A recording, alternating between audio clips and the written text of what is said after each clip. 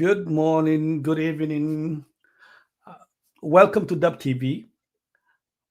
For the past 2 weeks, we've been talking about the Ogaden Basin, and we were analyzing it in Somali, try to figure it out, the good, the bad, and the ugly. How the Somalis or all over Ethiopia, what is the best way that we are benefiting from the production or the building of the three main mega projects. My guest today is Ragi, who's a researcher, advocate, lives in Jigjiga, and who wrote an article about the Ogaden Basin. That was the reason that we are making this thing in English, and then we will make it in Somali, same segment. But for the benefit of non-Somali speakers that will keep on asking us questions about the issue, the gas issue in the Somali region, who's against, who's for it, what benefit, what message that the Somali regional administration is giving to the general public. So, Rage, before I start, I just want to say a few words in Somali so that the Somali speakers will understand why we're doing this. barnaamijyada intiisa badan waxaan ku samaynaynaa af Soomaali. Barnaamijkan qaybta koowaad waxaan ku samaynaynaa af Ingiriis, qaybta labaadna waxaan ku samayn doonaa af Soomaali. Waxaan rabnaa inaan arrintan gaaska ah aan dadka ajnabiga ee su'aalo badanna weydiinaya ee Etoobiyada kaleeta ah iyo wax la midka ah iyo mataqaanaa toos inaan Dangote Groups iyo the Chinese government labadaba ay fariimaha Soomaalida ay helaan ayaan ugu talagalnay. Marka cafwan qaybta hore naga raali aada 30 daqiiqo hore af Ingiriis buu noqon doonaa, tan waan kusoo noqon doonaa af Soomaali baan ku hadli doonaa. Rage, this three projects that's happening in Gode, what do you know about it? What is the benefit for the Somalis, and what issues do most of the Somali those who are against are saying it, and are the Somali regional administration involved in this project? Bismillahirrahmanirrahim. Thank you, Ahmed Yassin, for inviting me to the program. And just to speak on the issue, it's good to mention that the project of the Somali region oil and gas is huge project. I mean, yeah, and the one in Gode, there's also a refinery in Shilabo that will near Kalib or Chehdin will be also built. We will not get into that for now. Okay. And then also the production of the gas and the oil. Those are the three components, right? Now, we are going to focus on the, let's say, on the Gode fertilizer plant, which is huge by itself, and segment that we want to focus, and then we will get into the other sectors, and also they will fall into the same category because it's all oil and gas. Now, let's focus on now, and I will give you the headlines. Basically, it's joint investment project between the Ethiopian investment agents or basically an arm of the federal government, and also the Dangote Group, which is basically African-owned and led, huge, originally from Nigeria company that focuses on number of issues, and but petroleum and fertilizer are part of their components. Then Dangote industry is huge. I mean, they have cement manufacturing in Nigeria and Western Africa, sugar refining, salt and season, fertilizer, infrastructure, rice farming. I mean, they're so diverse. Mining, real estate, maritime. I mean, all those are components that they run.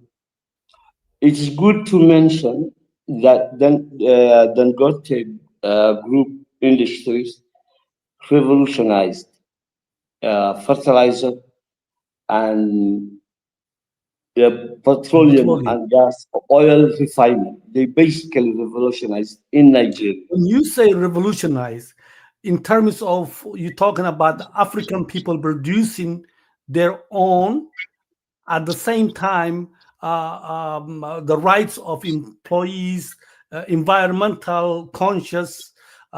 Is that what you mean? What I'm trying, yes, basically, it's the way Nigeria started.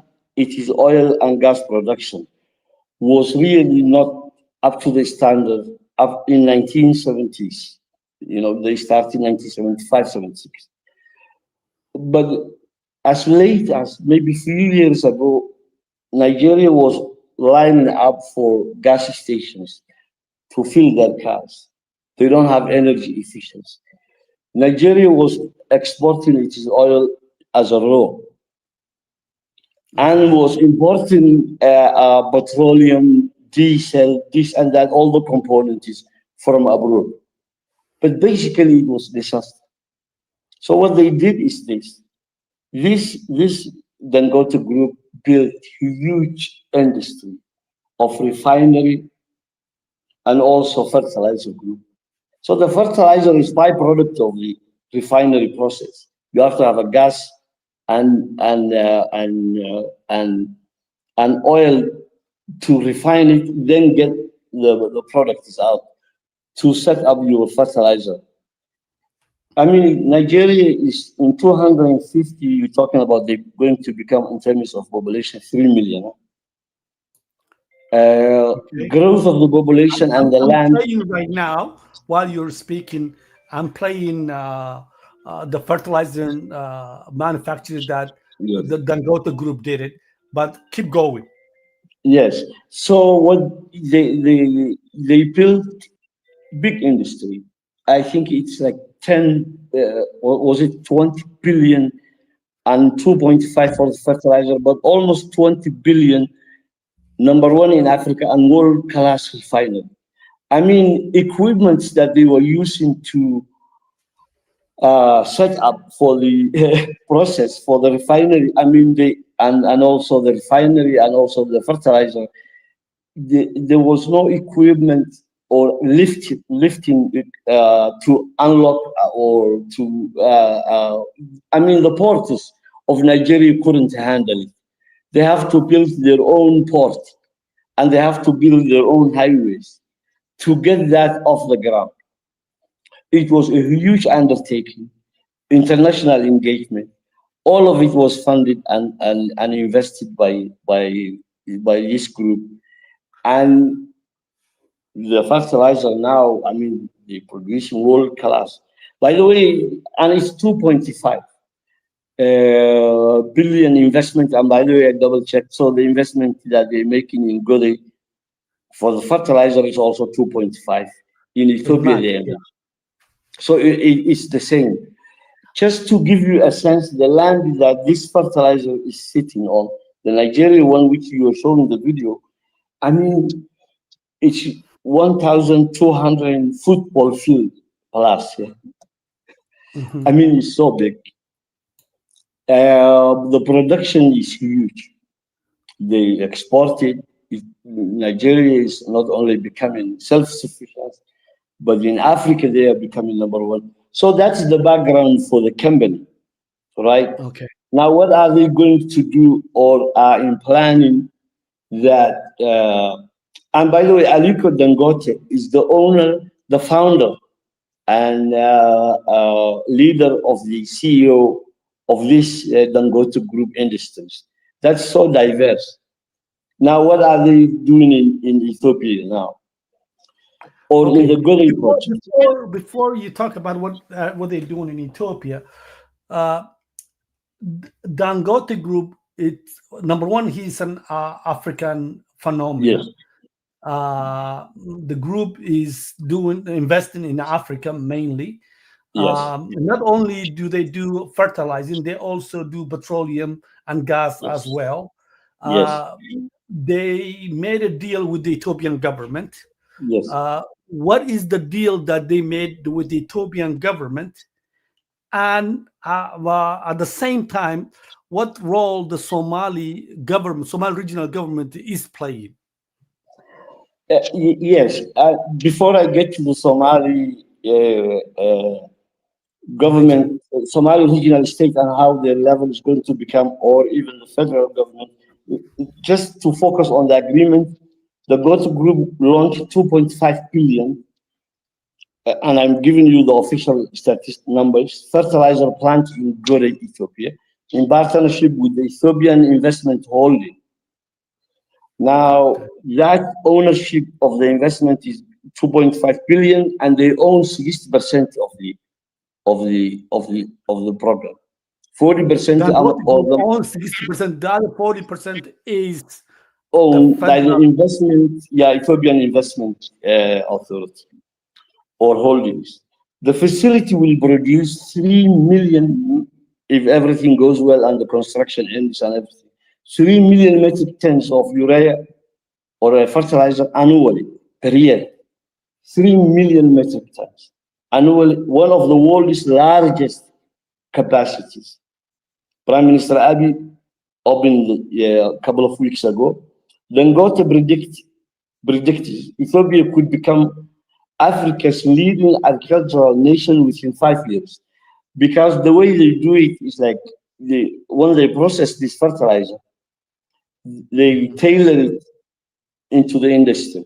Like if your agricultural focus is grass, or if it's corn, or if it's the fertilizer that you are going to get would be specialized to respond The needs to that you your. have in terms of.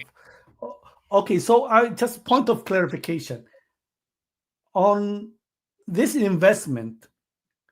This is not a natural resource issue on this one, correct? It is Or natural resource issue. so the investment that's coming in, first of all the gas that they're using, it's coming from whatever oil that's coming from Kalub area, correct? Yes, the oil and the gas they are using would be piped, uh, Through. or whatever mechanism is being used, but I think they have to build pipes to connect to this. I mean, when you are producing this scale, you have to have gas Okay, and keep oil going. connected Then to the the source. investment coming from both the federal government and the Dangote Group, 60-40, 40% belongs to Ethiopia, Ethiopian government. How to share that? Is it clear how the profit sharing on that is? I mean, the 40% is for Ethiopia, right? And they're making Mhm. upfront investments. So how Ethiopia within itself, whether it's regional, local, this we will get to that, but that's the and Okay, keep going. it's between them. But they're very clear. They bring in 60%. That's majority ownership. But also Ethiopia would benefit the export in a number of ways, and the construction phase is. By the way, it will Extremely be huge. built in 40 months, right? So where the gap exists is this, and I want to uh, where while this magnitude, and we didn't get into the refinery, you know, that's another plant that's on the other side. We didn't get into that. Let's focus on Guri and what's happening and the fertilizer. But for these kind of things to happen, and we were talking about the policy framework and the laws, national laws, that is required to be in place, so that the question you were asking of the revenue sharing, as in all those laws, we're talking about policies, regulation, environmental regulation. We're talking about investment and benefit sharing. We're talking about the local ownership and what are they going to get. All those things that we are talking about are not in place, really. In They're in not in in place at reality, all. no. Now, What about even what about the environmental assessment and environmental policy? If there is a spill, and none of that is in place, you saying it from the federal level or from the regional level? I'll give you one example. From the environmental side, I mean the law, the petroleum and the gas, they don't have an agency of their own in federal or any level. They come under the Ministry of Mining, other ministries. Sector are divided, and that there's no law that says, okay, this is the Ethiopian national petroleum and gas law. It just doesn't exist. Environment, when you are dealing with diamond or mining, and when you're dealing with petroleum, the environmental protection is you have to have specific laws that, okay, let's say Dangote Group started and already it's official, right? If they start the operation, what they will be measured and they will be expected to fulfill is the protection of the environment. Okay. Against what? They just have to be good, but there's no standard or expectation or Uh, regulation in place.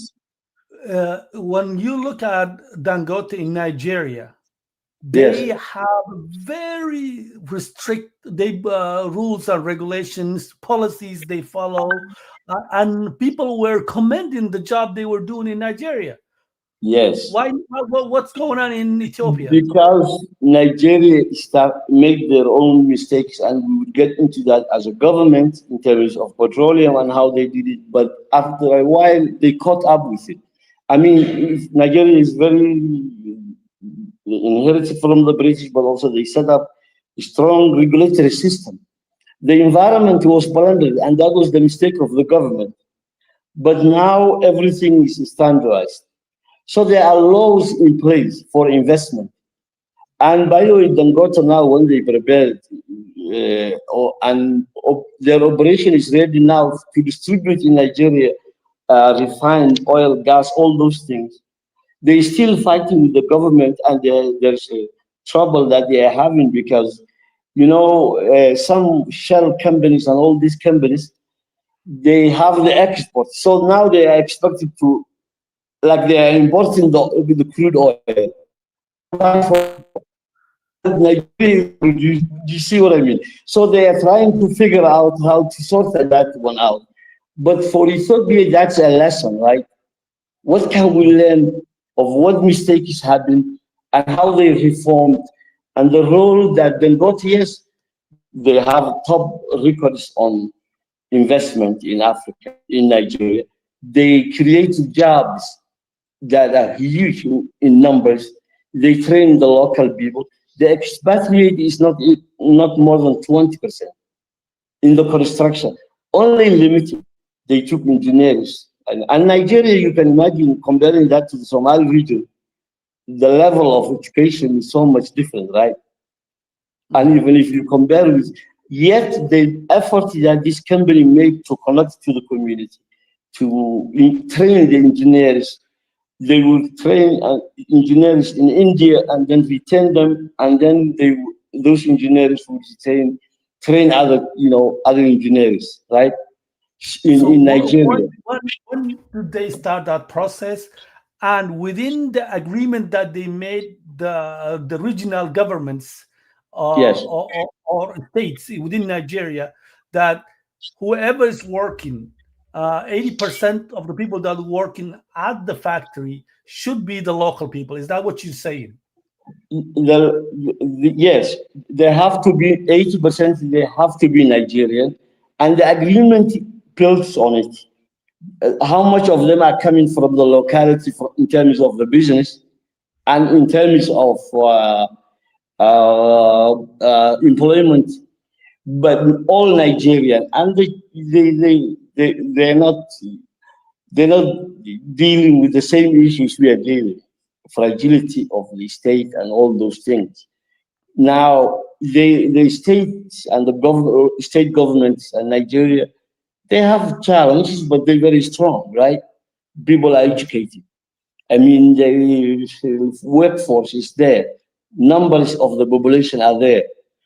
Between them and the ethnics, and they were not the oil producing. But by the way, they bought now blocks of oil from Nigerian government, which they will, Dangote Group would are planning to do that so that they can have their own oil. So Nigeria So, made so mistakes, but really, learned from it. since Dangote Group has a good ethical record, Yes, yes, what's your concern? What worries you, that alarms you, that we need to talk yeah. about this I project? mean, yes. When we look into the, oh, I want to tell you, Ahmed Yassin Ahmed, is there's no second chance in this operation. Okay. That must be understood. Second chance, what I mean. There's no second chance because if we make a mistake, huge mistake in terms of this operation and this magnitude, and we're talking about the federal level, there has to be laws in place for environment that empowers the state and the law. There has to, for example, what the World Bank report in the 2016, it says decision to commence exploration and development of petroleum resources. The steps involve a series of decisions.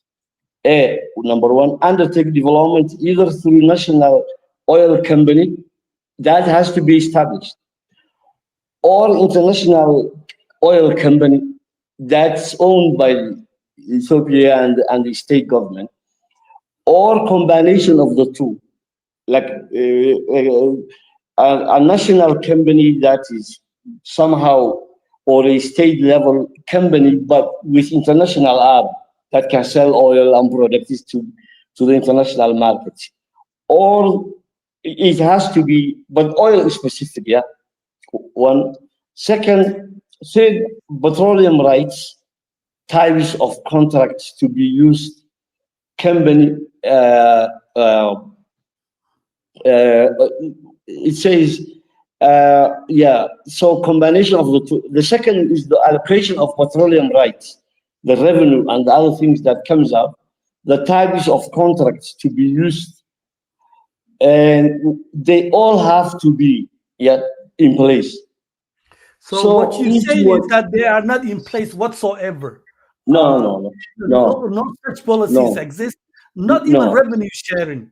That a lot of people are saying that there's a 50%. We're talking about the World Bank report of 2016, just Yes, indicating that explicitly that there is no revenue sharing in terms there's of no, petroleum. there's no revenue sharing. There's no. It says, for example, the what is expected of the. There has to be environmental policy that align, with the petroleum and the gas production and the fertilizer and the industries that associate with it. There has to be an agency of the government at the state level and the federal level and the local level that is the oversight. That okay, there's a leak in this, there's a pollution in here, there's this that happened. That's very sophisticated systems that you need to.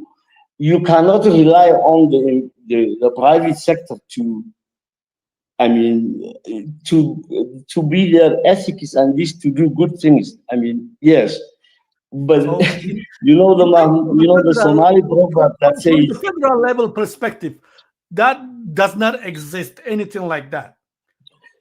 So no, we're talking about, if the federal doesn't exist, the local level is history. no. I mean, if that existed, there would have been the Ministry of the Gas and Oil, or the agents of gas and oil federal state. There is a barrel here that comes under. But we're not talking about that. We're talking about independent agency with resources to become a partner with these high level investors. that are coming and the industry that's coming to enforce a regulatory system, to set up the standard, to research data and monitoring and evidence of what is the soil and the water quality now, so that we can check tomorrow what happens if something goes wrong. I mean, those So, things require institutions that are high level, even if, I mean, state government and the federal government of Ethiopia can even hire international, you know, companies to do this if you don't have the capacity. But there has to be a regulatory system, the law for the petroleum and the gas, not under the mining and the diamond. Even the role is defined. I mean, some roles of the comes under this, under that minister, under that minister. It is whatever that existed, even is not is scattered. So the government of Ethiopia federally should get its head up, should set up the systems before they even can get to the laws should be passed that defines so, how much so ownership at the that local level that's from the federal level. from the Okay. federal What level. is your concern from the local level? And then when the federal level takes its responsibility and that happens, the role of the state level of what, how they can participate in this and the institutions that they require and the regulatory system that they need to do and the budget that they need to train employee and this and and their oversight role at the state level. It Mhm. has comes from that federal system. So they would have an input in the federal level, but also they would establish institutions at the local level, right? Yeah. At the state level. Not only that, you have to have municipal level or a local government level, a bylaws that protects the environment, that employment issues, and that at the local level, they has to know what they are getting out of this. So at the water level and then the zonal level and the area that the risk falls on them, right? Mm. I mean, if in case something happens and compensation is, and by the way, I wanted to mention two things. There's a good practices and there's a bad practices. Examples of it. And I will give you two examples. And I mentioned that, by the way, you can post the article, Yassine, because that article shows the negative example. But that has nothing to do with Dangote and what they do. That's how the Nigerian government mistakes they made back in 70s when they were drilling oil in the Niger Delta. Okay. Basically, there is Organo tribe that lives in that place. The Ogaden tribe, they live in the Nigeria Delta. And what happened was when the oil is drilled and the pipelines are laid down, and Shell company was doing this.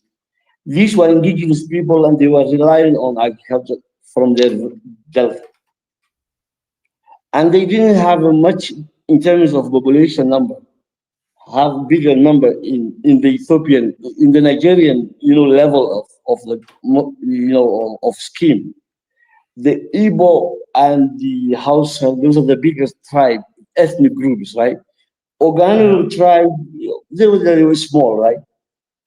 And basically the land was destroyed. Their livelihood was leaks and destruction of the environment.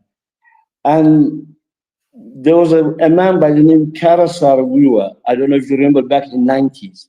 when Nigeria was run by a military junta at that time.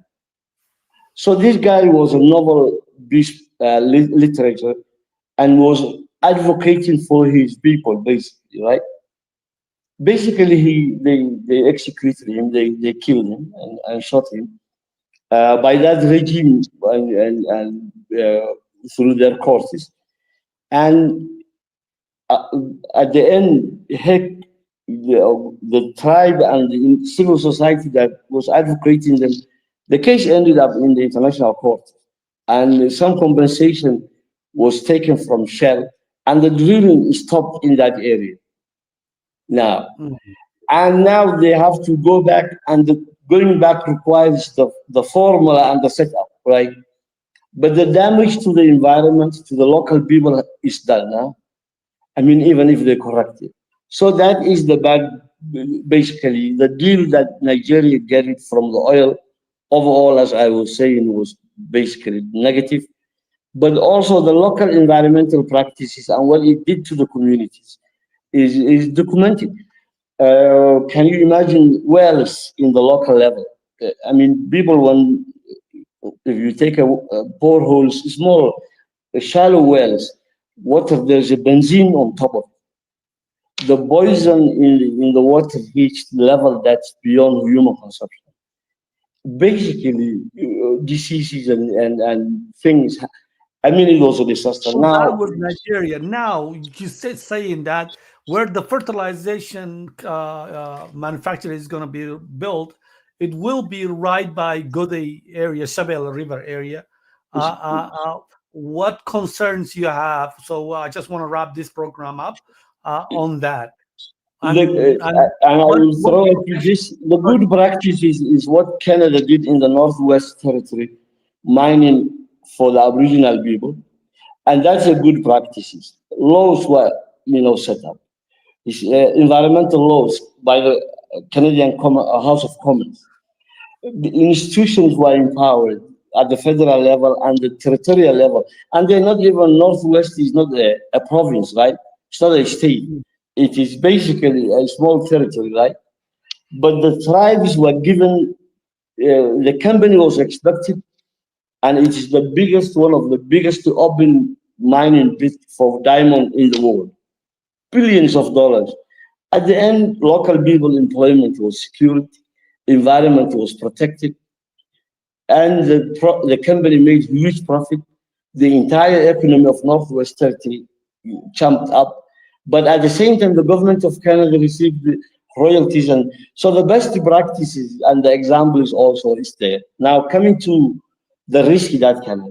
Okay, you and I, when we traveled to Gode and that area, at your last trip, where the factory is proposed for the fertilizer, I think if, uh, about 10 kilometers off the Shabelle River. And I'm pushing it. It may be less. Now, Shabelle And River Valley, why is the reason they put the fertilizer close to the river? and I can give you a guess, but I mean, you don't have to be a rocket scientist. I mean, industry like that requires water, right? Mm. And it's huge. And maybe using the water and getting closer to the river, it might be a reason. And some people are saying that, okay, let's the refinery in Shirabo, and let's bring, the fertilizer to Gode being, agricultural hub of the region. But I mean, this is huge operation that will create huge jobs, opportunities there. But environmental risk is great if it is not regulated, if it is not guaranteed. I mean, when if these fertilizers and the byproduct from the plant goes to the river, you know what happens? All the fish would die.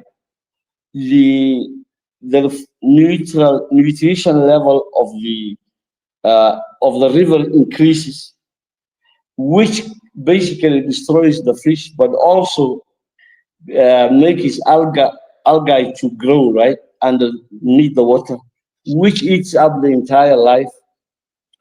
And basically that seeps or goes into the livestock, as well as it goes to the not only the livestock, but even the products that from the agricultural products, if people eat, it can harm. I mean, that is the worst case scenario. Can this be done without harming the water? And if the water is, let's say, where the water to the river comes is where the factory is built. Down, so if this water passes the area that's contaminated in the operation, and there's no mechanism to stop not to, this water to go to the river, that it can have a huge negative impact. Okay. Now, the Go regulatory ahead. framework is not there, by the way. The knowledge and the know-how is not there. How, and I'm not saying that, this opportunity and this level of investment for the Somali region is a huge success, Ahmed Yassin. Okay. But there's no second chance. We have to manage it well. So, It so has for to be, for the purpose of Dangote Group listening and the Ethiopian government, we'll speak Somali on the next segment. What is the concern that you are raising it, and what needs to be corrected right now before anything happens?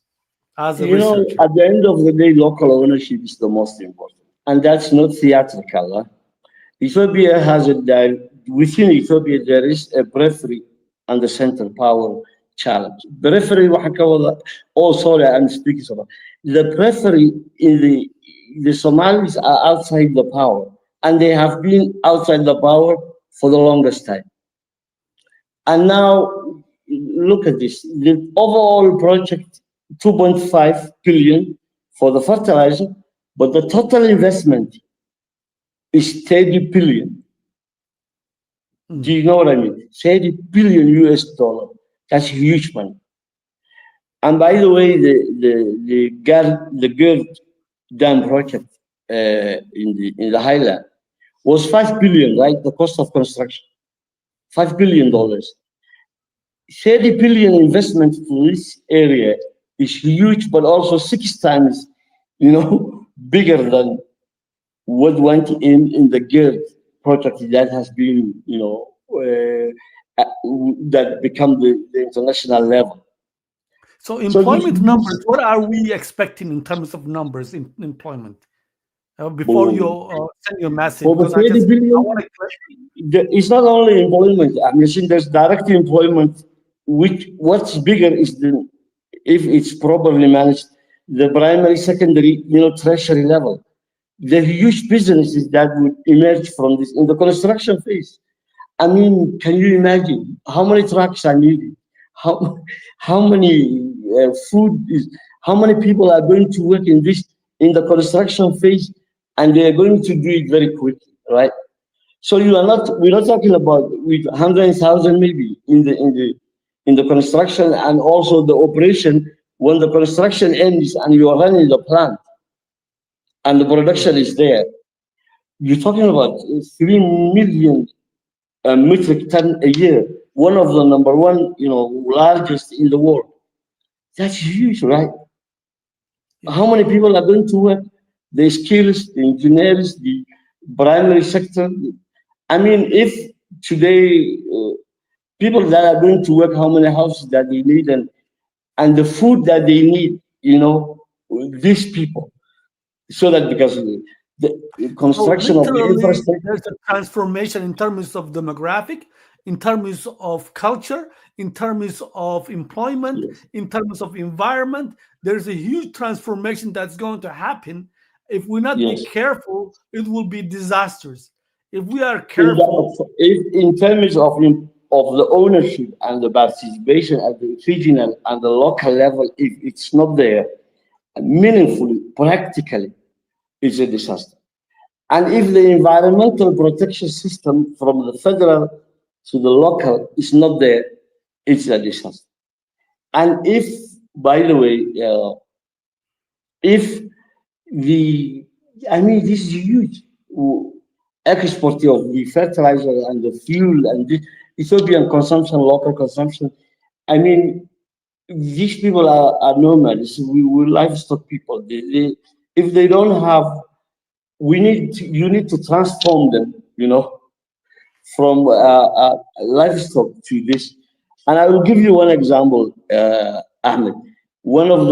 I was working in Afder during the last emergence, and one of the elders was talking to me, And he said, at one night we were talking, and he said, "Tell me about the petroleum and the gas and how are the things."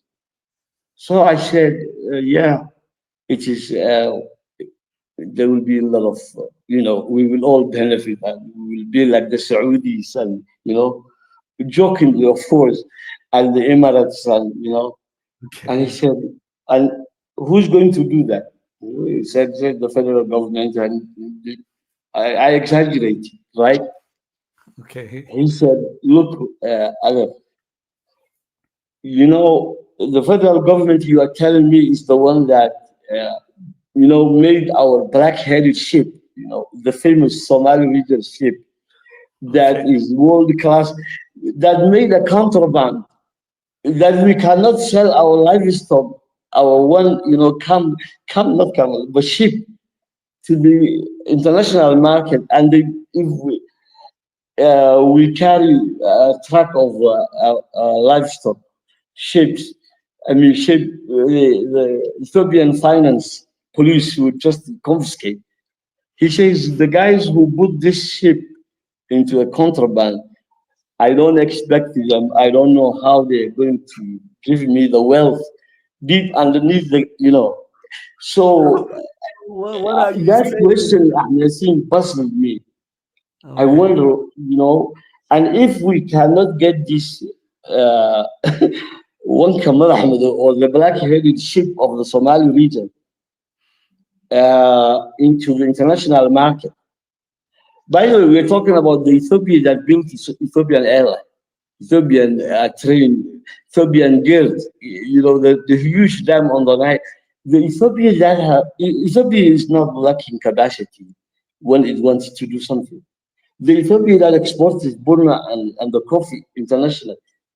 Come on, they cannot get a market access to our livestock, and it has to become illegal for the longest time. And then there is a factory sitting here next door, near Chipchiga. Yeah. I got you. I got And you. I don't want. I do don't you want you know to what I deviate. mean? Come I on. don't want you to deviate. So the issue, people have an issue saying that they don't trust Ethiopian federal government. Those who are not even allowing us to market our own ships, we cannot trust them on It's, our secret. Ahmed, it's not issue of trust, it's issue of track record. Huh? Okay, I mean, they're saying that but for 100 Ethiopia years, is not the same Ethiopia. Ethiopia has changed. That's the argument. That's not the science, baby. but then convincing and trust to build it. And from the state level, and by the way, President Mustafa and the Somali regional government, they don't lack skills to do what we are talking about. They have the capacity. So what They do can do. okay, then what's your concern and what's the last message that you give to the I industry? mean, we all. I mean, listen. I mean, I'm in Jigjiga, right? As I'm speaking to you, So you're not and you're I not don't like. outside. You're not in Canada. You're not somewhere I'm not the else one who's in the keeping diaspora. a Buddha like the president say. So, I, and by the way, in 2000, I was working in Gode when there was no diaspora retaining. In the last two humanitarian emergencies, Gode and Jigjiga, at the time that the Jigjiga is not the one you know. I mean, what I'm trying to tell you, this is our place. And we want the wealth. And we are not stingy people. Somalis are not stingy. We want to share our wealth, not only within Ethiopia or ourselves, but even in the Horn and in the Sub-Sahara. okay. So now he's in Ethiopia. Jigjiga, that's the sign that says that there either a power outage or no internet in Done, between. Ahmed. Yeah, Ahmed, yeah, we lost you a little electricity bit. left. We lost you a little bit. We lost you a little bit. Just go ahead. We are not people who are saying that it has to be produced, but the right way. The question is how. And today we are not in the 70s, we are not in the 2000, we are not, what I mean, we are not in 1948. Uh, my father was working for Senkele when Jahil was found, my late father. You know that I know your father was working in those companies and they were brought up in this. And we know what happened in the past and we know what needs to be done. So it is, where is the investment holding for the Somali region? I mean, I want the Somali region to have their own investment holding that's legal, and that there has to be at the local level, and there has to be huge human resource development. And by the way, education is not the challenge. Is not only Somali region. Ethiopian education system is a failure, basically. You cannot undertake these kind of grand projects with the kind of education system that I mean, only the elites are passing. took their So kids anyway, to I trust the elites, Somali people elites, fully, and elites then that we took will. their children to private schools. So The elite is, I'm saying that in Addis Ababa and the top private schools, and even if the elites go to certain schools, the quality is going to become much different. okay, But all right. by the way, across the board, Ethiopian So Raggy, a lot of people are expecting us to speak to Somali to them. Let's is just different. let's just wrap Somali it up. region is much below that. They need everyone. I mean, I'm not for the guys who are saying that we're gonna start this. President Mustafa and what's needed in the Somali region is to give people the power to resist and say no if they have to say in a way that is non-violent, in a way that they can say that no and they are part of it. So if that's not there, and they have to prepare people We'll to, wrap it up, I but mean, I'll ask you three consecutive questions that which is yes or no. Are the region ready for this? The Somali region, are they ready for this thing? even the federal government is not ready. I told you, the context is not If ready. the answer is no, the federal government is No, the federal government ready for this? no. Okay. Now, what steps do we need? Okay, for those who are seeing from the outside and know what the world I Yeah. mean World Bank's report said. What avenue it's open for us? What's the Yeah. last message that you are saying to both Dangeto and the Ethiopian government? And let's wrap it up. Get busy with the policy and the laws and the revenue sharing and the environmental protection and prepare, yeah, put the infrastructure, legal, regulatory, policy, all the things that's needed.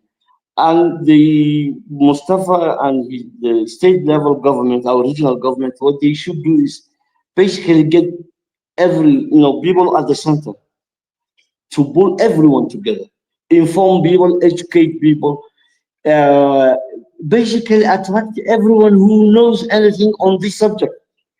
They need it. I mean, issue is not. This is huge, Ahmed. This is So so in terms huge. of build the industry, you saying educate the people, And send them to the industry, world. policy, training, education. You know, you are in Edmonton. Edmonton is the oil producing state, and the Somalis were the entire, from everything that in that industry. People have skills. You can get these people, not the ones that are drinking in the coffee, by the way, but you need skills. You need to train your people to fill the jobs. You need, Thank you, come Rage. on. We'll stop right there. And we want to make sure this is for the international consumption For and the for highlight. the Dangote Group, I'm really grateful. The African side, their willingness, they did their part. For But now, it's still, us, really, there's a corporate social responsibility on and their they are side. ready for it if they find the partners. You know what I mean? So we'll definitely approach them, and will this If message they have, will they make sure have. that it reaches to them. So I thank you, thank you Bagel. very much. We'll see you on the other side speaking to Somali. Somali man kwa de na ta kaleto o matsentin. I will